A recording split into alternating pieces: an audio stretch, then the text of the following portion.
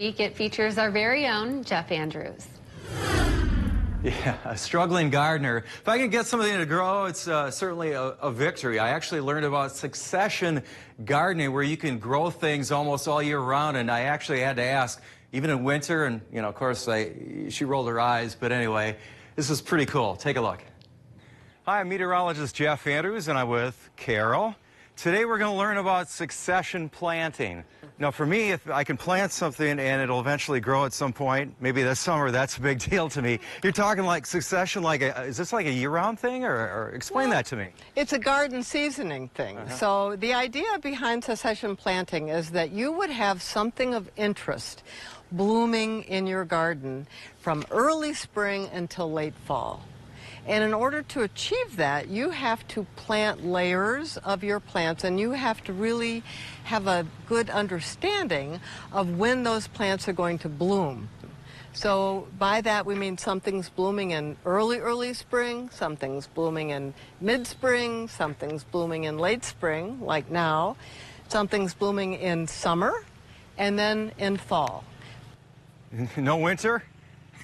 Well, not where we live. Exactly. It's Wisconsin. I thought if you could pull that off, Carol, we're good. No, I can't pull that off, but I can encourage you to have winter interest. So if you leave your plants stocky after the last bloom, it looks kind of interesting through the winter. So in the next year, is it a whole cycle of different stuff, or you just go a year at a time? It's the whole cycle of different stuff, but if you're a gardener, like I am, every year you look at what happened and you evaluate it. If you took a picture of my garden every season, I would hope it would look different in each phase of the season, because something else is interesting and something else is blooming. You've got your home base, and you've got some other stuff on the side too, right? Yeah, I do. I'm a master gardener, and belong to the North Central Wisconsin Master Gardeners Association. We love to garden, and we are having a garden walk Friday, July 9th and Saturday the 10th. We have 5 gardens featured, and you can learn all about succession planting when you do those garden walks, because most of those people are doing just that in their gardens. They're planning ahead for each coming season. Good evening, Tamara, Allison. You could probably make out the snowflakes coming down. They're very large. It's wet. It's kind of gone from rain to snow and back. It's snow now. Now, as far as travel conditions, we've been talking about it all evening.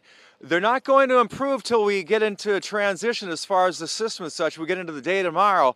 I'm standing out here. I can tell you the travel conditions are not good.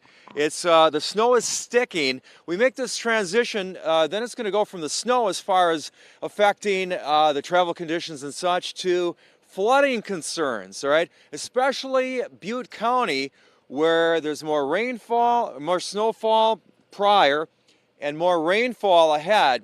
So you got the rain on top of the snow. It all adds up to flooding conditions. That's why there's a flood watch in place. Oh, I didn't even mention, you probably could make out behind me, we're at the Sundial Bridge. Not sure the last time they actually saw snow on the Sundial Bridge. I'm sure meteorologist Rob Elvington could tell you the day and the hour. But once again, travel conditions are not going to be improving until we get into the day tomorrow and we transition from a cold system to a warmer system.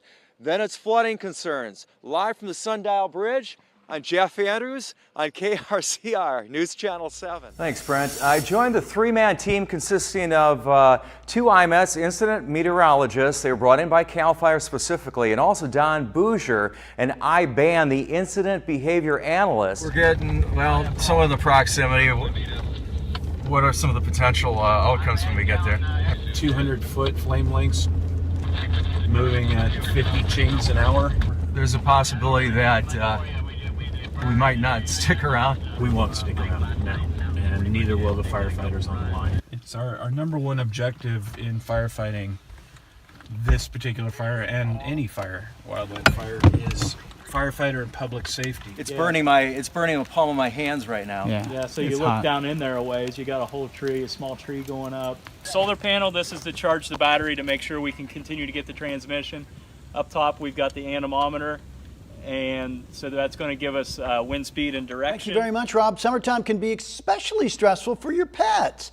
KRCR News Channel 7 Jeff Andrews is here with some ways to de-stress our furry friends during these hot and busy months. Good evening, Jeff. Good evening, Brent and Allison. I spoke with PetSmart Reading General Manager Randy Mossbacher today about some suggestions on spotting stress in your pets and also how to help de-stress them.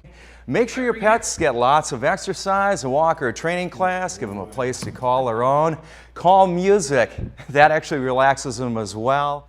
A lot of people travel during the summertime too, so pets get stressed out when they travel. Also, different pheromones will help them be relaxed as they're traveling.